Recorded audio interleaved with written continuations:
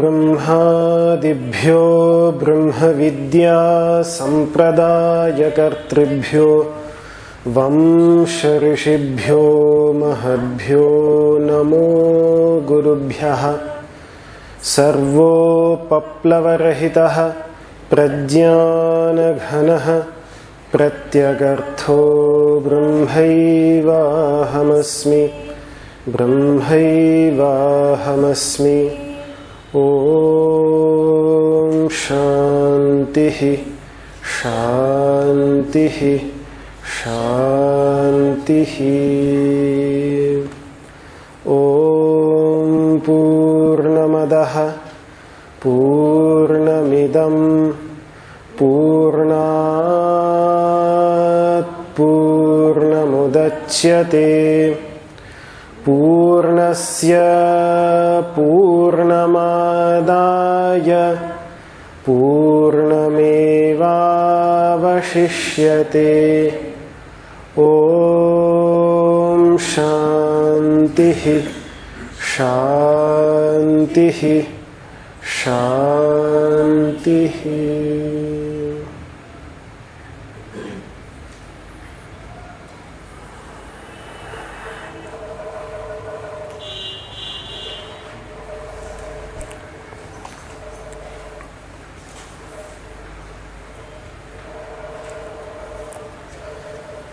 So, in our previous session, we studied the Shanti Mantra, which is the prayer for peace that belongs to this particular Upanishad, Ishavasya Upanishad.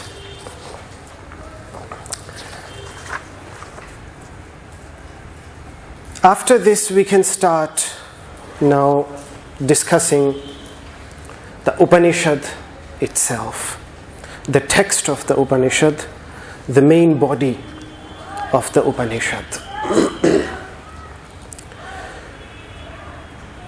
If you remember our discussion on Rishi, on the Vedic seers of the lineage, a prostration to whom we just pronounced right now, Namo Brahmadibhyo Brahmavidya Sampradayakartribhyo Vamsha Rishibhyo. I had explained back then the concept of Rishi as the masters who received this wisdom, this Vedic wisdom expressed in the Vedas and the Upanishads, after cleansing their hearts through the practice and through living the life in accordance to the yogic principles. So the question arises naturally, who is the individual master? Who is the individual Rishi to whom this text of 18 verses known as Ishavasya Upanishad was revealed, in whose heart the words that contain this truth were chiseled? That is the expression which was used, Hridayat Tashtan Mantrana Shamsan, when Rigveda not what contains within these words, that is timeless, that cannot be created, that cannot be chiseled. But yes, the words that express it, they have been chiseled in someone's heart. So in whose heart were these words, Om Ishavasya Midam Sarvam, etc.? In whose hearts were they chiseled? Do we know something about this individual, about this person, about the personality of this individual? Now the problem in antiquity, especially with India when it comes to Indian history, is that there was no proper sense of history in India the way we understand it in the West. At least till the 9th or 10th century, when I think the first text written by Kalhana, known as Rajatarangini, which was a book which discusses the history of ancient kings of Kashmir. That was most probably the first text ever written where there is some chronological sense to the content, really in the modern term of historical understanding. Before that, it's very difficult, and that is the reason to put a historical date to any ancient master is practically next to impossible. The only way that one can, considering that the Buddha was one of the most influential figures, and we are pretty sure about the date of the Buddha. So if the master's teachings contain elements of Buddhistic influence, it means that he is post-Buddhistic, and if not, then it means he is pre-Buddhistic. That's all. And according to the language, with the help of linguistics, some idea can be. But to have an exact date of any one of these masters is practically impossible. Even about the later post-Vedic masters I'm talking about, then forget about the Vedic masters who are shrouded, the whole life about them is shrouded in so much mythology and so much in so much antiquity that it is practically impossible to say anything else than their names and some mythological stories that are related to them, which do have a deep teaching, a deep moral to them. So that is what we will do about the author of this, so-called the author of this text. His name is Dadhyan Atharvana. Dadhyan Atharvana. Dadhyan is his proper name, and Atharvana means the son of Atharva. And when already Atharva, which means his father, is quite a historical figure, as most probably one of the first Vedic masters to have started fire worship as an institution, and that also exists not only in India, this idea, but this idea exists in ancient Persian traditions, where even till today in Parsi religion, a fire priest, a priest who takes care of the perpetual fire, and these fires in the Parsi communities can be extremely ancient. For example, there is one fire burning in near Isfahan in Iran, which was originally thought to have been kindled in the 4th century BC, 4th century AD, which means more than 1600 or 1700 years old, and ever since it has been burning perpetually. And the priests that take care of these fires in Parsi religion, they are called Atharvans, which tells us about the father of the greatness of the father of the Rishi of this text, and also of course the 4th Veda in India, Rig Veda, Yajurveda, Samaveda, and then the 4th Veda is called Atharva Veda. which tells us a lot about the tremendous influence that in those ancient times his father must have had. So this much about his father.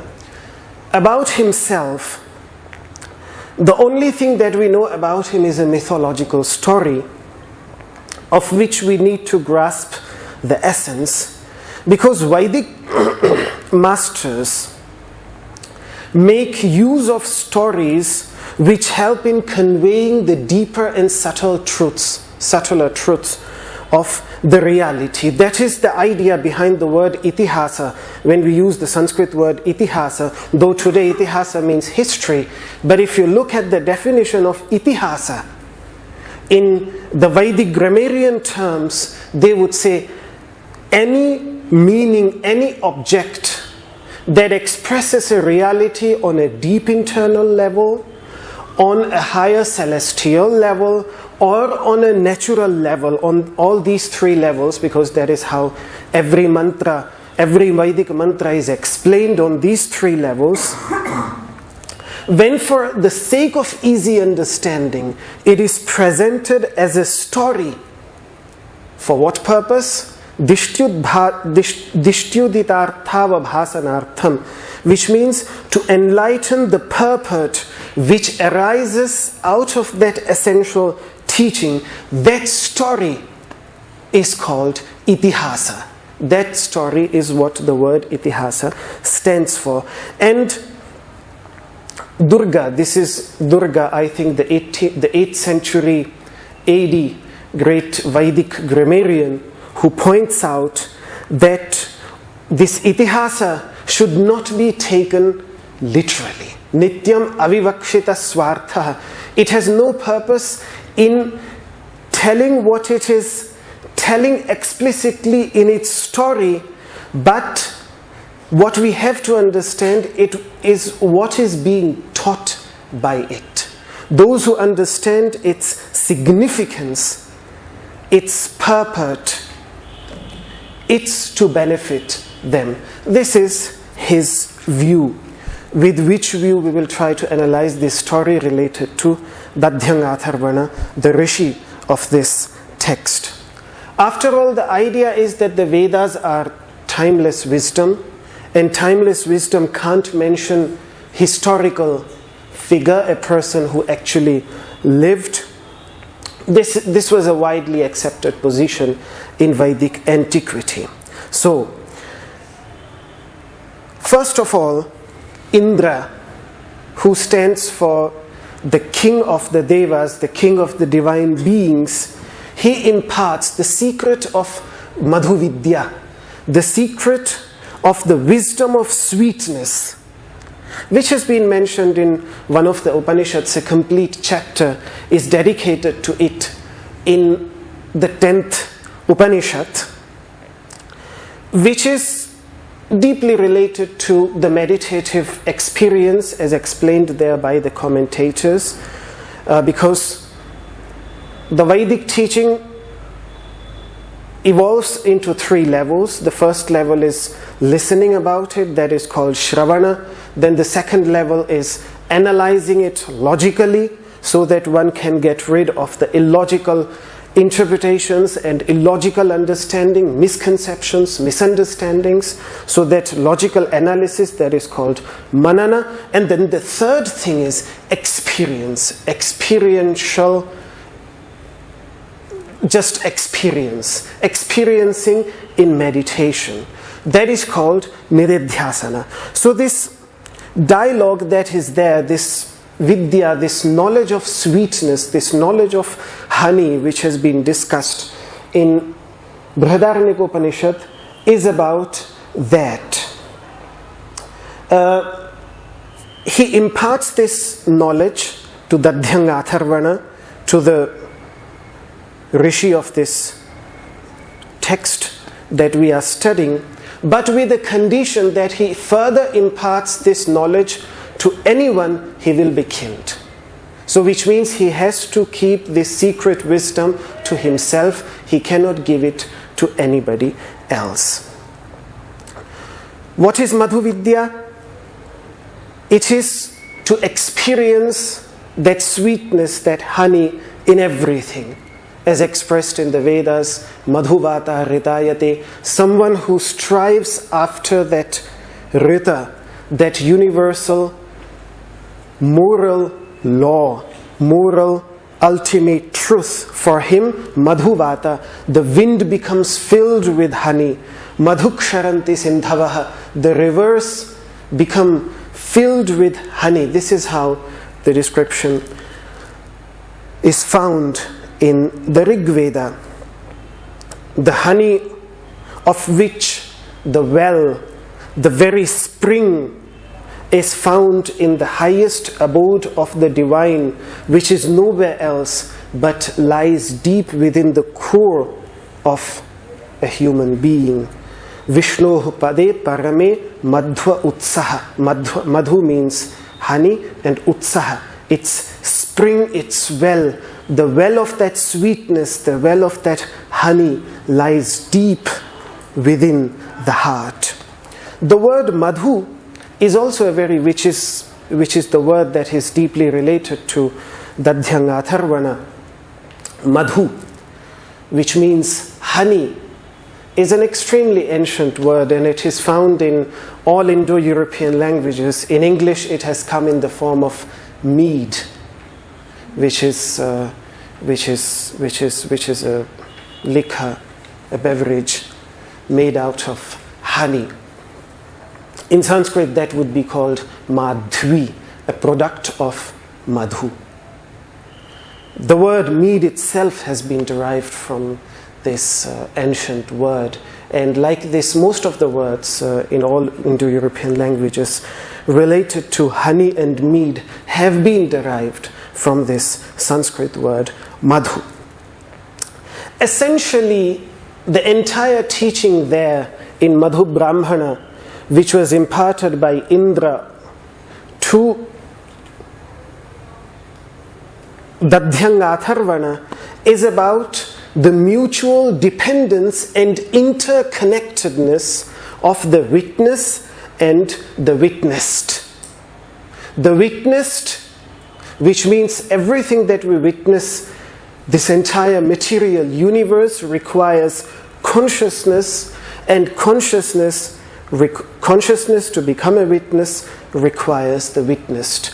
Both of them have no meaning in their existence without each other. So they are mutually interdependent, and ultimately the teaching takes its listener into the inherent oneness of both, of the witness and the witnessed, which is, as I said, the witness has its origin in pure consciousness, and matter has its origin in energy, and energy and consciousness, these two are, so it seems from the teachings of the Vedic masters, they are like the two facets of the same one single entity.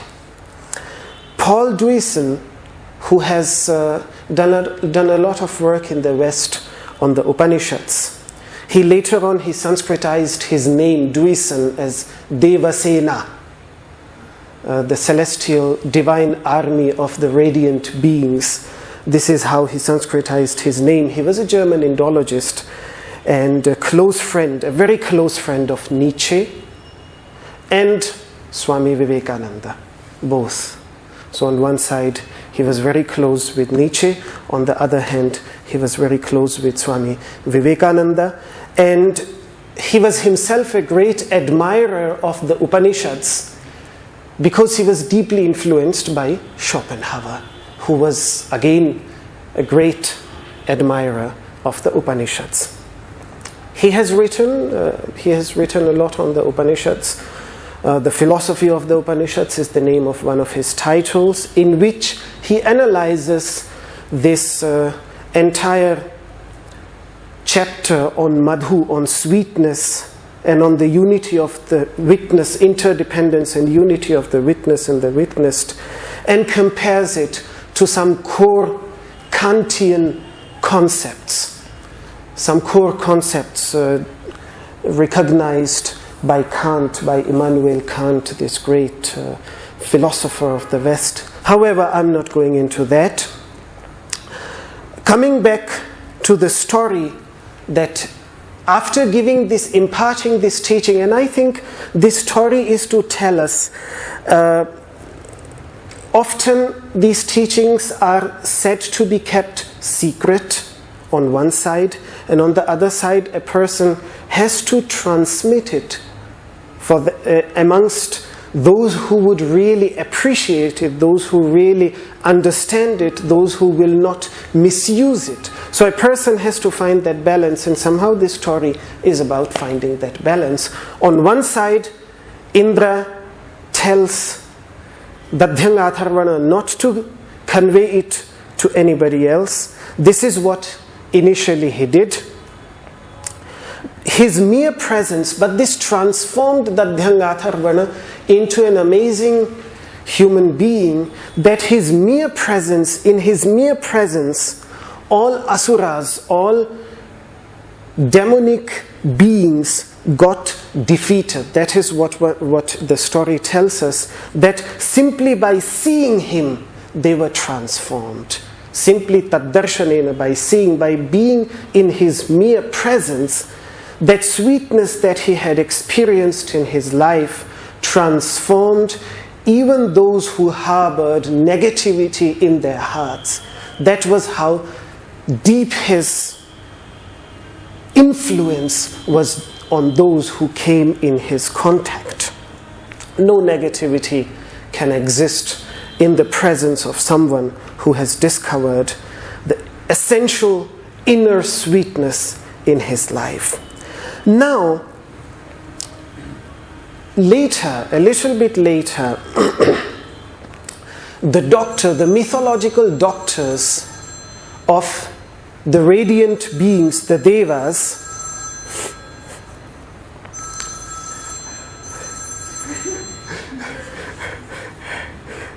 gave him a call.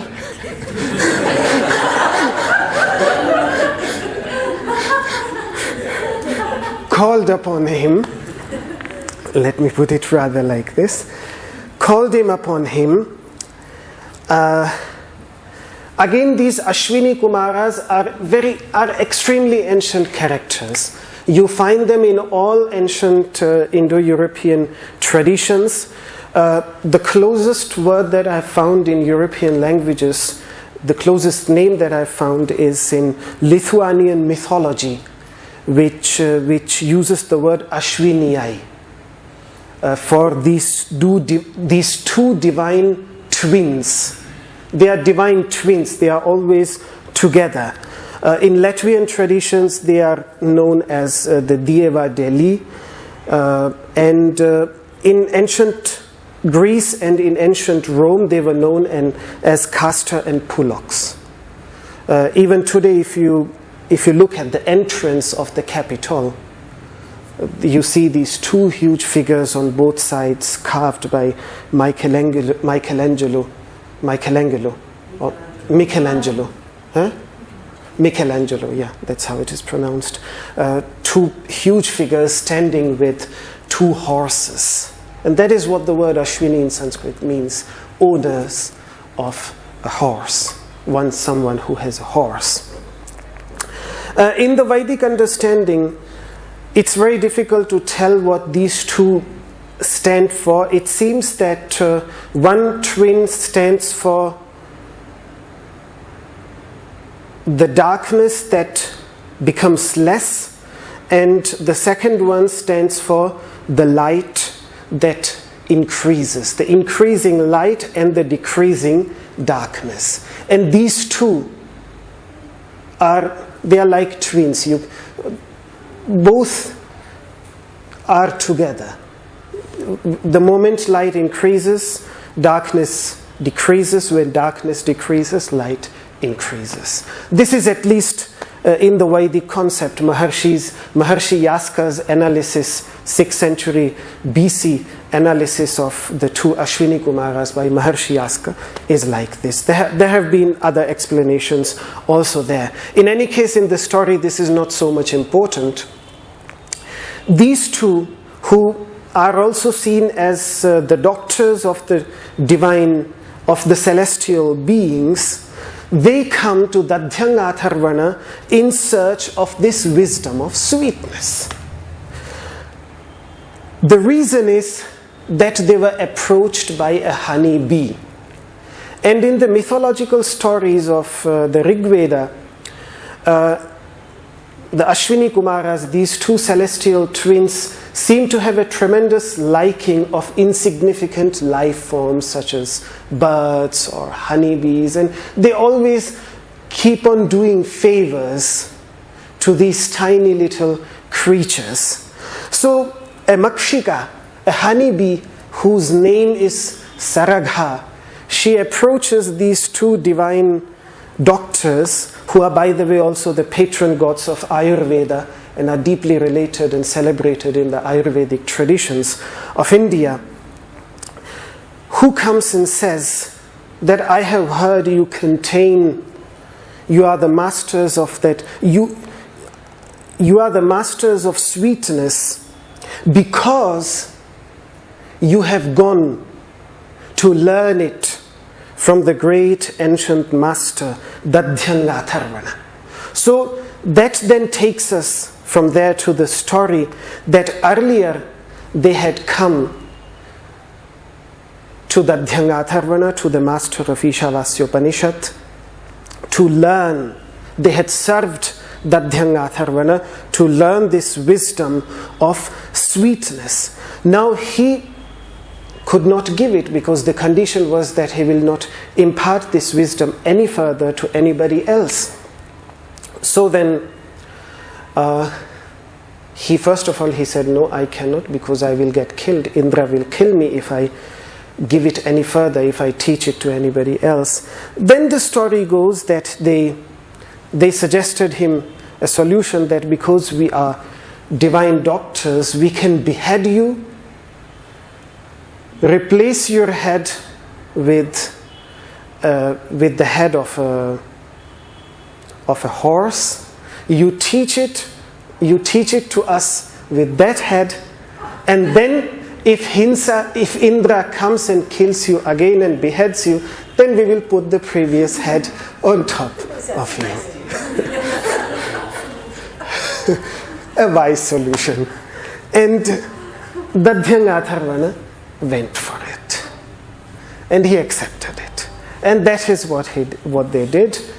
And he taught Madhuvidya with his horse head, with the head of a horse. That is what the symbolical sentences in the Rig Veda express, that you taught this teaching of sweetness with the head of a horse. What does that mean? I must confess that some of these I don't understand it completely when it comes to the deep symbolical teachings of the Vedas. I have not decoded everything myself. I'm still a student, and I appreciate the depth of every aspect of these Vedic teachings. Some still elude me, which I hope will change with time, which has as it has. But sometimes it's just very difficult to find. But nonetheless, such stories have existed. A similar story exists in connection with the beheading of Ganesha and how he acquired his elephant head. What this really means, my master always used to say that it means humiliation. Beheading someone simply stands for tremendous humiliation. And a master should not step back from telling the truth, even if it means to get humiliated. And all great masters in ancient times got humiliated in India and in all parts of the world. May it be Socrates, he was tremendously. To get ridiculed is a common thing. To get hanged, to get executed for that, also happens very often, has happened very often in the antiquity. So the idea is that if a person is completely ready to get ridiculed and get humiliated for that, then he should not stop, and he should impart the wisdom wholeheartedly with those who come to seek it from them. That is what this story. Why specifically a horse head? That I don't know yet. So first of all, this story that is there, the moral has been expressed by Dadhviveda in his collection of morals of the Vedic teachings, where he expresses this clearly, as I already expressed it, that it doesn't matter. Even if it requires to get humiliated, a person should not desist from sharing his wisdom with those who are truly willing. This teaching then fills up the Ashwini Kumaras, these divine celestial twins, with sweetness on every possible level. I mean, if you look at the Vedic sacrificial rites, the Vedic religion, their prayers are just filled with this reference to madhu, sweetness, honey, everything that is related. They are deeply connected to honey in every possible way. They are honey-hued, which means their body, their skin is of the color of honey. They always carry a skin filled with honey. Dhritim vahete madhuvanta. Dhriti means a skin, like skin filled with water. They carry a skin filled with honey. The birds which carry them abound in honey. They pour hundreds of jars filled with honey for those who worship them. They wield even their goad with which they control their horses. That is referred to as Madhumati Kasha, a goad filled with honey, sweetened goad. And like this, their chariot is filled with honey. They are fond of honey. They are drinkers of honey. And no less than that, the priests that welcome them have to welcome them with honey in their hand. So in every possible way in the ancient Vedic rituals, they were filled with honey when it comes to these two divine twins. Everything that is related to them is filled with honey. That's the beautiful thing. Now, what about Indra? Many years later, when Dadhyan Atharvana left his body, left this planet, once again the demons took charge of the planet in his absence. And now Indra, as the king of the radiant beings, had to fight them, but he was losing his battle against them. He was losing his battle, so what should he do now? He went in search of something that is left of this holy sage. He could not find anything else except that horse head, the skeleton of that horse head, which was thrown into a pond, and out of that horse head he made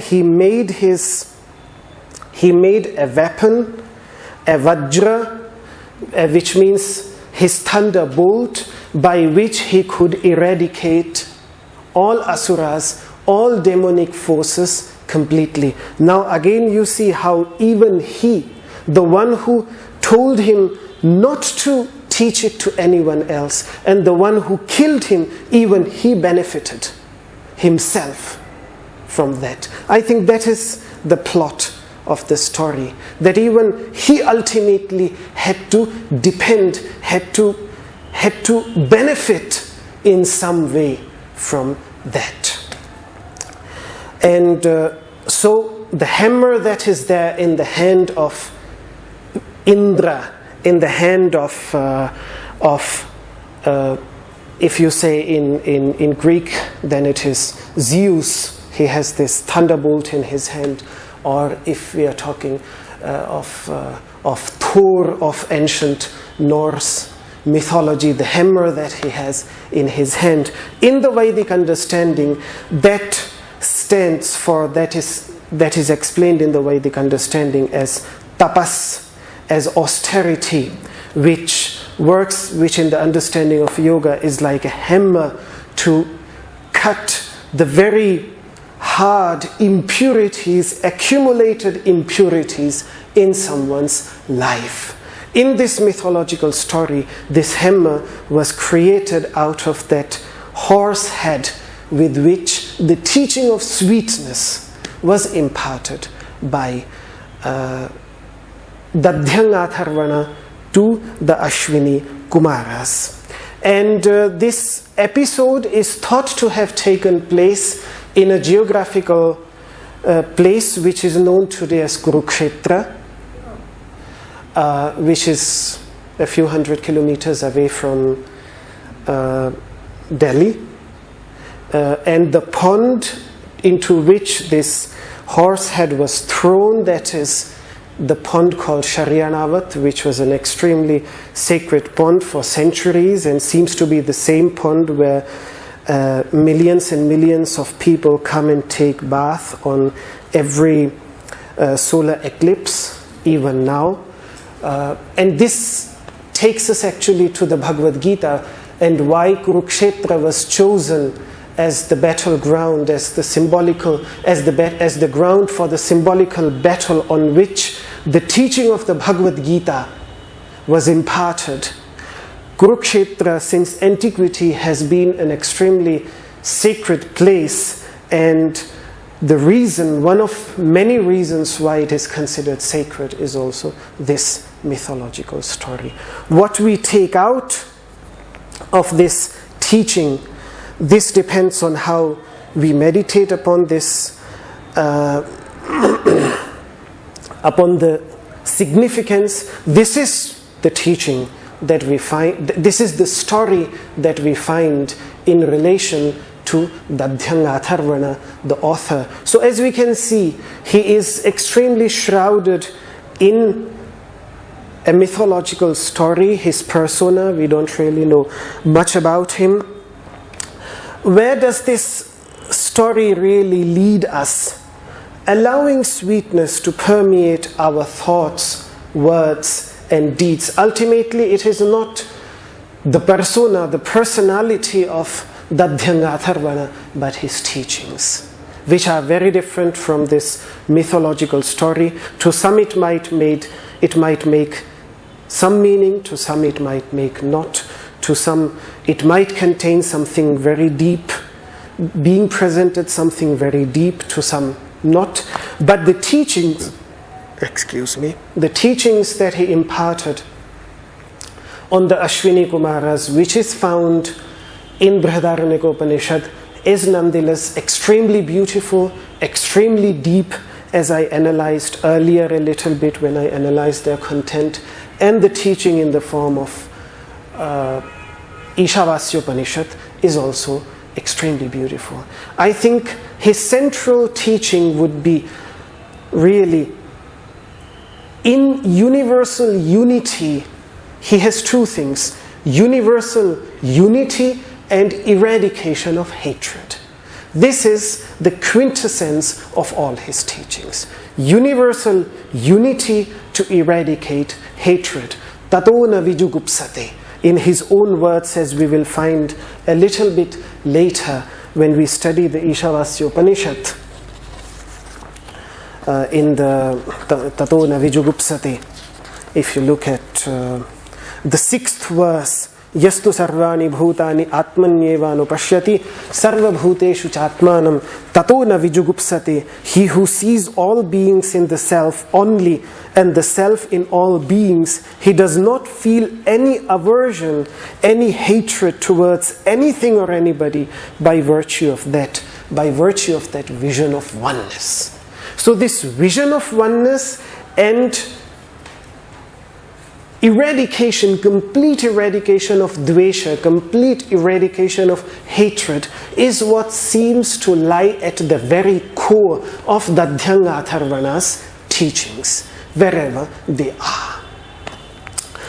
So that is where it leads to allow that inherent sweetness which lies at the core of our being to permeate our thoughts, our words, and our deeds, such as is expressed in one of the prayers that we find,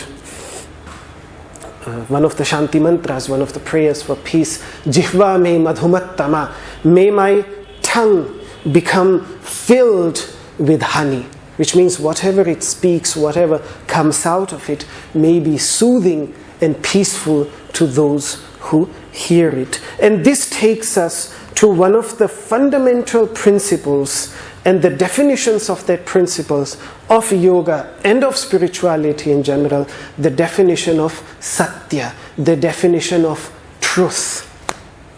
When a yogi defines truth after ahimsa, the first thing is non-violence, the second principle, the second cardinal principle, the second yama in the understanding of Ashtanga Yoga is satya. And satya without this sweetness is not satya. When we use the word satya, when for truth devoid this sweetness is not for something to be called the truth, for something to be called satya. The yogic masters make it very clear, and the Bhagavad Gita makes it clear, the commentators on the Yoga Sutra make it clear that there has to be three things: truth, sweetness, and goodness to it. Whatever we say has to be true, it has to contain sweetness, and it has to contain something beneficial for others. Only then a master would pronounce something in his speech. Otherwise, he would prefer to remain mauna. He would prefer to remain silent. So the complete idea, satyam, priyam, hitam chayat, in the words of the Bhagavad Gita, satya, truth, priya, pleasant, sweet, and hita, beneficial. And this is what we find in the teachings of the Upanishads. The words that they use to their students, my beloved, my dear, this is how they address Somya, Tata, sweet, nectar-like, like the soothing like the moon, and all these words that they use. Beautiful Sanskrit expressions that the masters use for their students. And actually also the definition in Krishna Yajurveda of a master is someone who is alukshasaha, who is not, there are many definitions, a complete list of definitions for an ideal master. The list also contains a word alukshasaha, someone who is not rough, someone who is soft, sweet, tender, loving, kind. So later on, some painters have come up with this picture of Dadhyan Atharvana, which actually it is supposed to be a picture of Dadhyan Atharvana, Dadhichi also, and this was but this is because later on I told you one story. Later on the version of this story was slightly changed. There is a later version of this story in which the same Dadhyan Atharvana is a hermit or an ascetic, often shown in the Puranic version of this story. What I told you is the most ancient Vedic version of the story.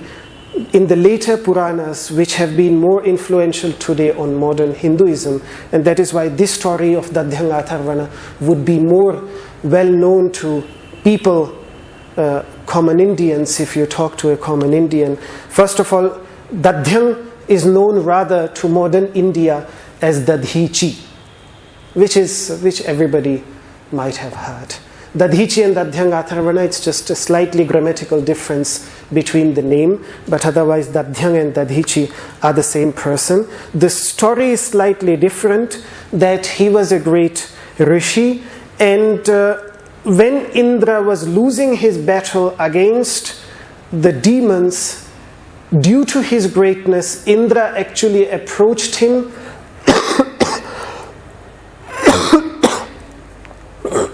and asked him to donate his bones so that that Vajra, that weapon of Indra can be constructed by his bones. So that, again, the story is extremely similar, that it was constructed by his bones. So this is the moment when with the help of his yogic practice, he leaves his body so that his body can be used for the benefit of eradicating darkness. So which sort of gives a sense of tremendous self-sacrifice for the sake of eradication of darkness, which is also what the previous story takes us to. The version might be different, but it's the same. Some painters have painted it like this. Some painters have painted it slightly differently, like this, in which you see a celestial cow licking away the flesh of Dadhichi so that his bones remain, these bones which then can be used to construct the weapon. There are various versions of these stories. A Brahmin community in India still traces their origin to him. If you look at some of the matrimonial sites, you might chance upon a Brahmin community known as the Dadhichi Brahmins, the Brahmins that trace their origin to Dadhyan Atharvana, to Dadhichi. Second thing, and the last thing that I want to mention about Dadhyan Atharvana is about his sister. He had also a sister whose name was Dadhimati. His name was Dadhyan, and his sister's name was Dadhimati. And she is also venerated. The reason we have heard about it, we know about her, is that she has also been venerated from ancient times as a form of the Divine Mother, as a form of Shakti. There is a temple dedicated to her in Goth-Mangalore, in the Nagaur region of Rajasthan. And this is one of the only ancient existing temples in North India, because most of the ancient temples, they are extremely ancient temples in North India, but the original construction of these temples, most of these temples, is rather modern, because all the temples, or they were reconstructed because these temples at some point in history were attacked and were eradicated, destroyed. So most of these temples are not really very ancient, but this temple dedicated to her, therefore, is one of the most ancient temples. It was built, it seems, in the 3rd or 4th century, which makes it around 1600 years old, and it is venerated in the Shakta tradition, in the traditions that worship Shakti, the Divine Mother, as the 52 Shakti Pithas, the 52 centers of energy in India.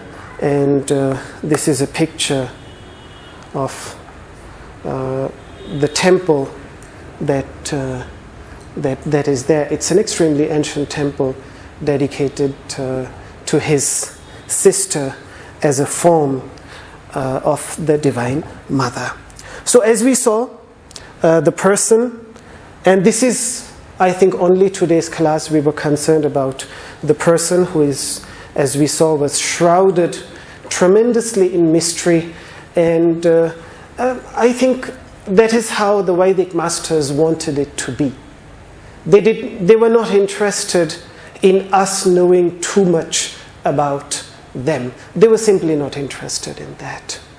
And that's a very common thing that we find in the teachings of the masters. For example, if you look in Sikhism, in the teachings of the Sikh masters, Koi nao na jane mera, O Lord, let no one know my name. Because my name is insignificant. What is important is the teaching, is the message. If we leave too much about ourselves for the future generations, the possibility is that we could become a trap, in the sense that they would get too much engrossed with the pointing finger and losing what the finger is pointing at. Because ultimately what a living master is, he's just a pointing finger. That's all. What he's pointing at, what he's teaching, what he's telling us is what is the depth that we need to grasp. That is there in the form of Ishavasya Upanishad. However, still, it was an interesting idea to share the mythological story that is there around it, how we relate with it. That is very insignificant if we find something deep in it, which I certainly do. To me, this story conveys something very deep, a lot of which I can make sense of, a little bit of which possibly I can't. But ultimately, the most important thing is his teachings, and these teachings are what we will discuss from our next class on Friday. Let us conclude the class here with this. If any question, or you would like me to clarify anything further, please.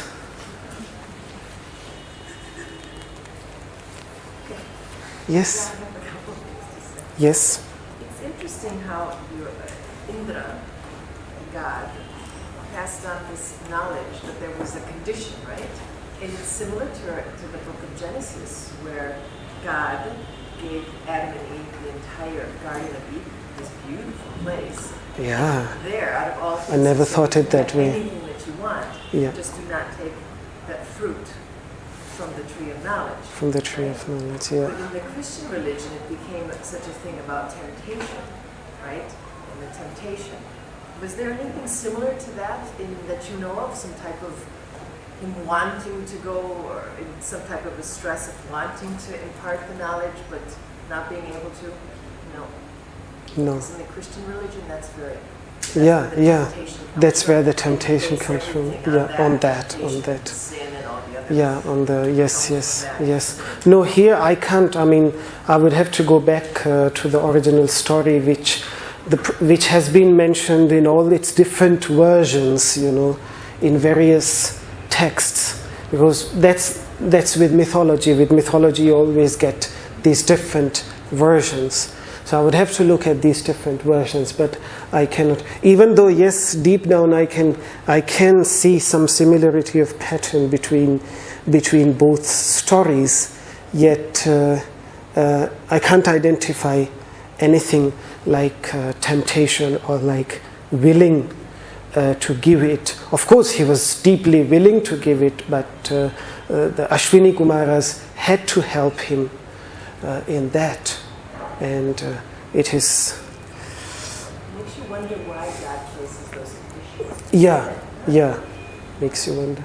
And on the other hand, here in this story, ultimately, the fact that the human being broke that condition, even benefited Indra, even benefited the king of gods. That is the beautiful part of it. That you are actually doing something good by breaking that condition, and not something like this is being presented. Would that be connected to Yes.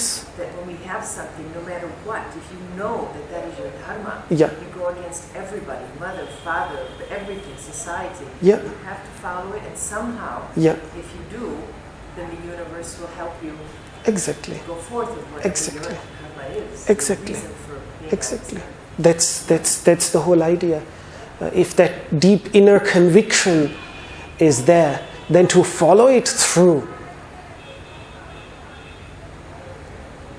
that is certainly there. But it's also it's the same when, for example, Shiva has given the whole knowledge to Parvati, and then Matsyendranatha came in the form of the fish and heard it. It was a secret, yes, and then he gave it to everybody. Yeah, it's maybe the same. Yeah. So. Yeah. Because the truth, somehow the truth has to come out in some way. I have often pondered on the meaning of secret and why should it be kept a secret? Because first of all, one thing is very clear. Rahas in Sanskrit, which is the Sanskrit word for rahasya, rahas, is complete solitude. And that which takes place in complete solitude, that is called rahasya. And even talking about the Upanishadic teachings, first of all, the Upanishadic teachings were discovered in complete solitude, in the depth of inner solitude, and therefore they are called rahasya. And later on also, when we look at the discussions that are happening in the Upanishads, it's always between two, between the master, between the teacher and the student, these two. And it was kept within that lineage. And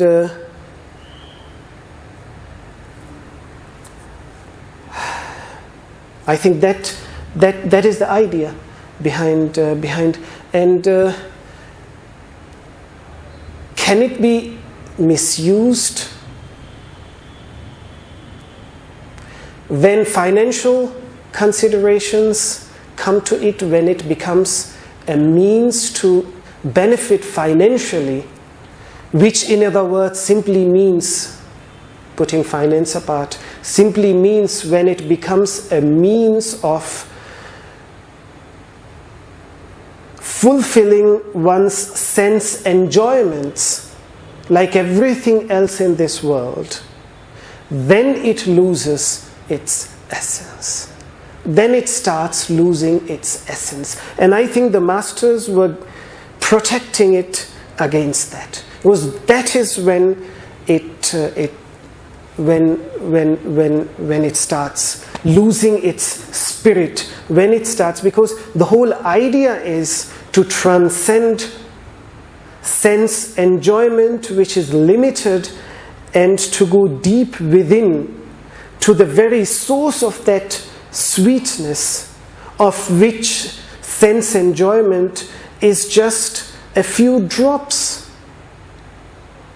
from within. And if it starts to be used for a few as a method of sense gratification, for what it means to transcend, when it becomes a means to that, then it has lost its essence.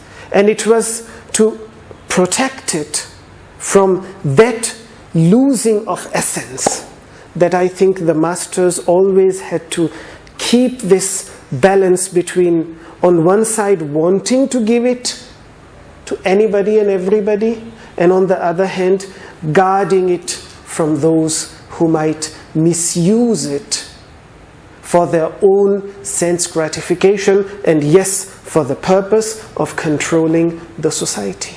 The moment you start using this as for these two, because the sense of control, the idea to control others, to impose your will, your desire upon others, comes when you want to benefit, when you want to gratify your own limited desires. So they were tremendously struggling between these two aspects, and something was pulling them on this side, something was pulling on one side. They want to, so always when we look at the mythological stories, even as culture in India developed, you always find this tension between two sets of masters in history, throughout the history, up to the 15th century, 16th century, with figures like Ramananda, one of the first figures who just stood up on the top of a house and started proclaiming the teachings in front of everybody against the wish of others. You always find this constant tension between two groups of people, one group of masters who wants to keep it a complete secret, and the other group of masters who wants to share it with all. And both of them seem to find the inspiration from similar stories. You know? So, and I think it is sometimes in this tension that when two different paths pull in two different extremes, that is where eventually the balance is found, or the balance is retained. It kind of brings me to my next thought. Yeah, I just also want to say, even the yoga practice in the past, it was supposed to be completely practiced its origin in secrecy. Yes. And why? To this power which was created, once, not even to talk about it.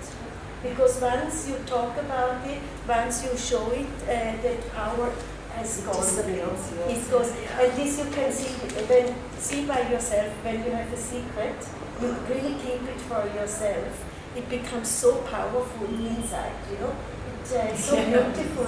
And the moment you talk about it, it's gone. The sweetness, the beauty is lost, So I think it's so in yoga it was also like that. I mean, Guruji himself, I was talking about this 15th century figure, forgetting completely about Guruji, how he himself had to struggle against this idea of keeping the teachings secret and not sharing it with the wider public, which what he chose was a very wise decision. Yet today, when I see sometimes what is happening in the West in the name of yoga, I often... in here also, yes, sorry, yes. I must say everywhere, because the human nature, the human tendency is everywhere the same. What is being done with it, how it has become, well, everybody knows that. So then I start questioning whether I don't really know myself what would be the really proper thing to do. But you can see also there are many scriptures which, so that it does not come in wrong hands. They were buried under the earth. Such as the Dead Sea Scrolls, and even in India, I mean, many texts now within the last 70-80 years, of which we never heard of, had come up as in pots that were buried in, such as Swapnavasavadattam, one of the great masterpieces of Bhasa, one of the greatest poets and literary writers of, I think, the 6th or 7th century. We had heard of his work, Swapnavasavadattam, but it was only, I think, in the 1930s or 40s that it was unearthed from a field in which a copy of that book was found. So like this, many manuscripts were originally found buried by 200, they remained buried for 300, 400 years, and that's how they were saved. So, yes? That's where I think that when you were talking about Satya, the truth and sweetness and goodness, I think it's very apparent that there are three main concepts in the Hindu. That there are? Like three main concepts or ideas in the Hindu religion, culture, and tradition that are actually very important for all of us. Yeah. And Satya, Ahimsa, and then Brahmacharya. Yeah. And they are really entwined. Yeah. That is where all of us working within ourselves can find that balance from wanting to do too much. There has to be that self-restraint, which is the Brahmacharya. Yeah. Yeah. Satya, there has to be the Ahimsa inside of that. Yes. They're all like three things they seem to, because these concepts come out all the time. Come up all the time, yes. Yes. When we're speaking about the scriptures. Wherever. Three very, very important. Yeah. And they're intertwined. They're Deeply intertwined. intertwined. Yes. Yes. So I Yes. think that helps all of us in some way to think about those big concepts, to know how much to do and when to pull back, how much to say and when not to say. Yeah. Yeah. With the sweetness and the himsa, all of this coming together. Yeah. Yeah. Yeah. What really fascinates me about these mythological stories is that the characters that have been chosen for these mythological stories are extremely somehow in the ancient world. They seem to be, as I pointed out, in the case of Indra being Zeus and Thor in ancient traditions of the West, and being Ashwini, the similarity between Ashwini Kumara and the Ashwini of ancient Lithuania. The influence you will find even today if you look at some of the classical Lithuanian homes. You will find like across these two horse heads, which was originally an ancient Germanic symbol found on top of ancient Germanic temples. The fact, and they go back to these two Proto-Indo-European twins, and the fact that this idea lies so deep within such a vast distance, and within those ancient cultures which start now making sense. I mean, just recently I read that the first big temple of the Norse religion is coming up now in Iceland. Why? Because a huge congregation has come together slowly and slowly after all the persecution. Now, especially when these mythological stories started making sense to the modern people, and they could find something meaningful in these stories as something that is deeply related to their very lives, they started being interested again in what had finished with the Viking Age around the 9th or 10th century, a religion that had was completely destroyed with the Viking Age, now again is slowly and slowly coming back. People are starting to practice it, and people are starting to live it. And actually a big temple is coming up now in Iceland of these Norse religions. So to me this is fascinating, because deep down the characters of the Vedic mythology, not the content but the characters, the name of these characters, the qualities, the virtues of these characters, that is deeply present within ancient cultures that were spread on such a vast distance between Japan and England. My God, I mean, it's basically the whole world, you know. And back in ancient times, that if you dig deep, you will find these tremendous similarities, not only in name, but also in their qualities and in words, in every possible way. That is what fascinates me tremendously. So, yes? I just had another thought about Satya and keeping it secret. What you said earlier about the witness and the witness, and it being one unity and one cannot exist without the other, doesn't it also apply to Satya? So if nobody speaks the truth, and if nobody hears the truth, does the truth even exist? For the person, certainly it does. Because the person, as long as it is experienced by him, yeah, but if the it is there. person dies, what's the use? Yes, that is there. That is. I think that is exactly the idea, to find that balance, to give it further, and that is the tension that we were talking about. Because if he dies with it, then that is tremendously unfortunate. Somehow the universe has a way in that story, in life itself. The universe has a way of bringing the truth back all the time. Yeah, like We study that in the Bhagavad Gita also. like a How tree with the apples Krishna you're not allowed to eat. comes back. Somehow. Yes. But then The where truth this comes saying that where it is said, if you know, if you have the knowledge, and if you don't give it to others, it is a sin. So from Yeah, that is exactly, that's what I'm saying, no? That you have both sides. You have completely two opposite both views.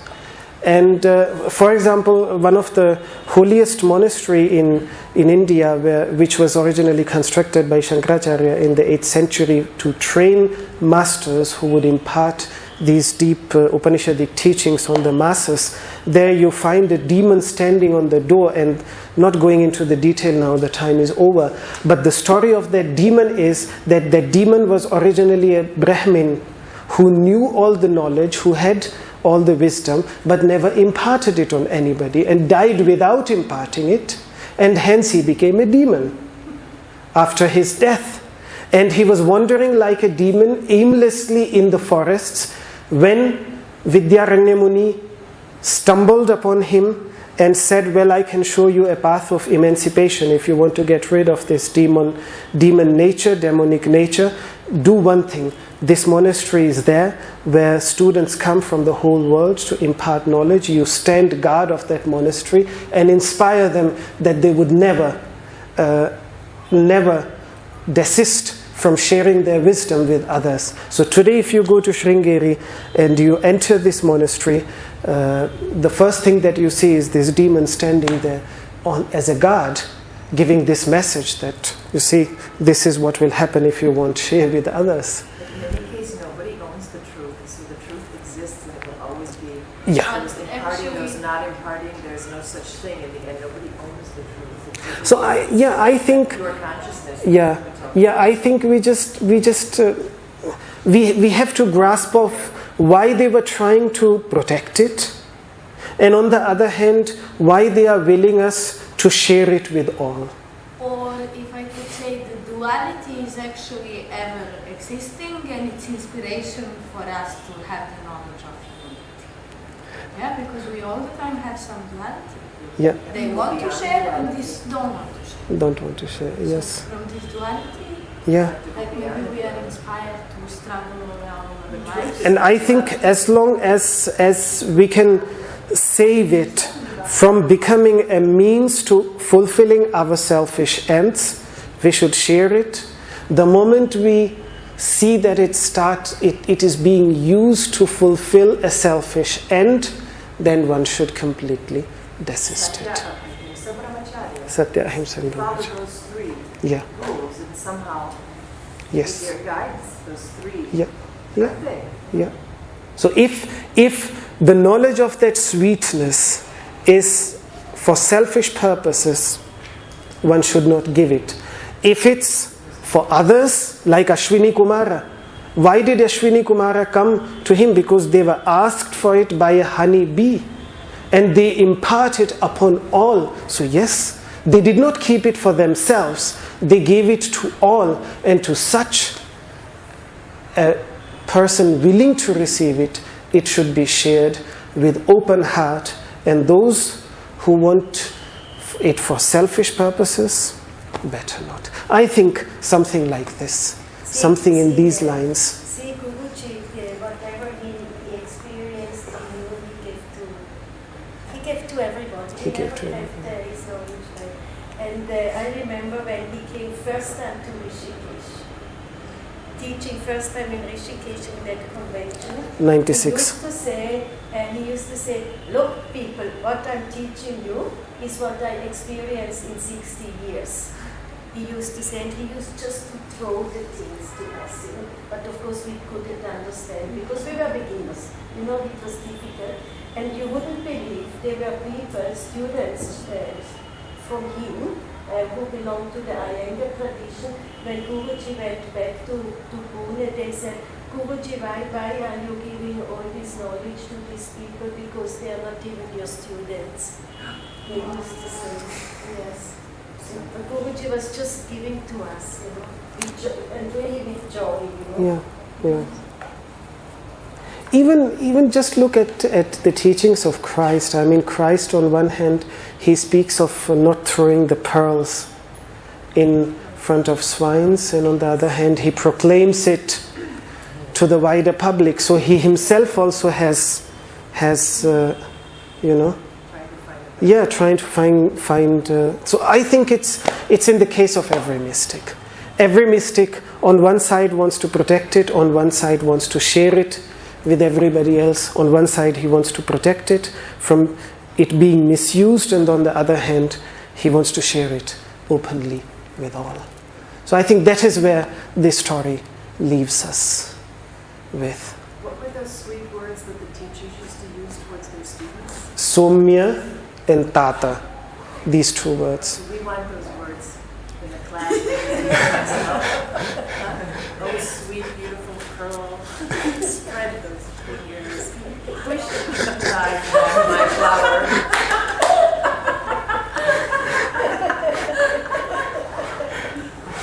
Okay. Let us conclude with the prayer that is there on the last page of this book that you have. I thought this would be coming when I said these words. I saw this coming.